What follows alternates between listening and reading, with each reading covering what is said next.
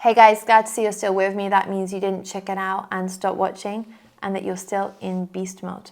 So we're going to start with an odd function. Straight away, I probably wouldn't even read the question. Whenever it says an odd function, I'm going to be writing my definition down. Now, it says that it's infinitely differentiable at x equals to 0. Okay, then prove that f of 0 is equal to 0. For me, the logical substitution here would be letting x equal to 0 because that's going to give me the f of 0 that I need. Okay, I need to have an f of 0 here. Okay, so here I'm going to have minus 0.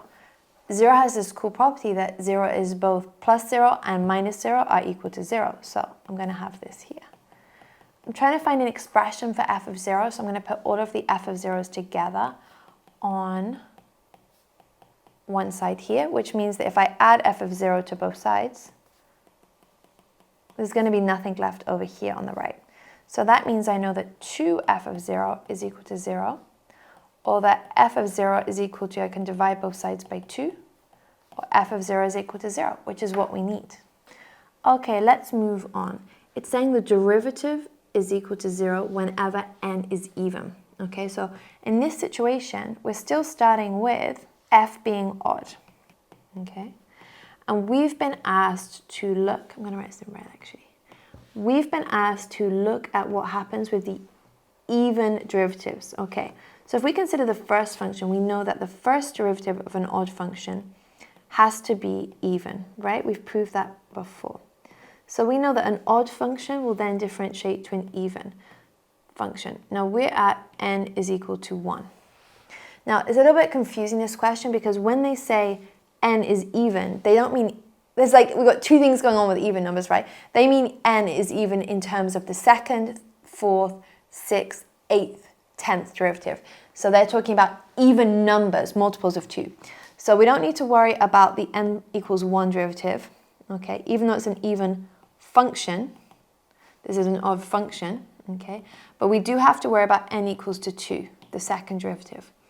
Okay, so let's have a look. We know that the second derivative, an even function, will differentiate to an odd function. Okay, so we know that this must be true. Now we need to prove that this is equal to 0.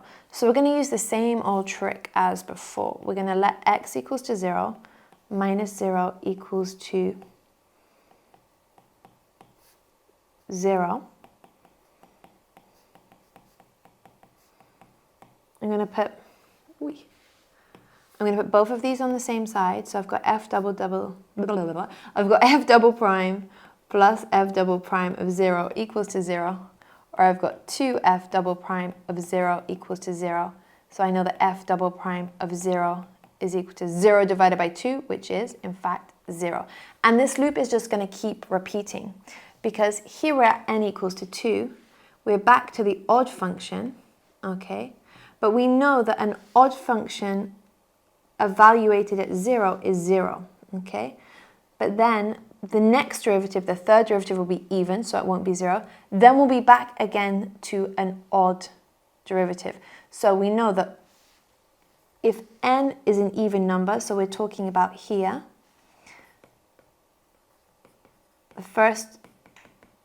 the second, the fourth, the sixth derivatives, etc., then these are all going to be equal to 0. Let's have a look at the implication for the Maclaurin expansion. So this is an odd function, and its Maclaurin expansion contains only odd powers of x. So this is where your formula booklet's really handy. So on this page, you can find your definition of a Maclaurin expansion here. And so for part I, we're going to have f of x equals to f of 0, okay, plus x times the first derivative, plus x squared over 2 factorial times the second derivative of iota 0, etc. But we're going to know that here, we already proved that f of 0 is 0, okay, so that's going to be gone. And we've also already proved that all the even derivatives are going to be gone as well. So we're going to be left with only the odd powers of x. So the next one would be x cubed divided by 3 factorial f the third derivative at 0, etc. So all you're doing in part I is substituting what you've already proved in I and II. This explains why it's only 1 mark. It's nothing too complicated. Okay, we're going to be looking at part F. What's going to happen? Pretty similar, but what's going to happen if you start with an even function? I will see you in the next video. Bye for now.